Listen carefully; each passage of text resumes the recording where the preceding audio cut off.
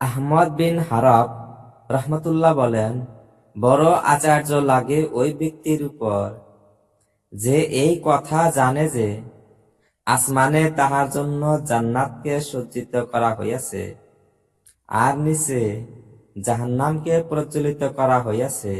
এই সব জানিয়াও তাহারা কি করিয়া নিদ্রা আসে।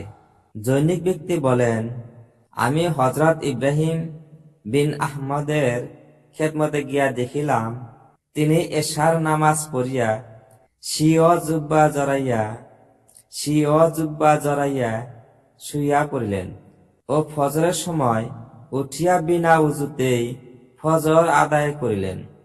আমি বলিলাম, আল্লাহ আপনার উপর রহম করুন।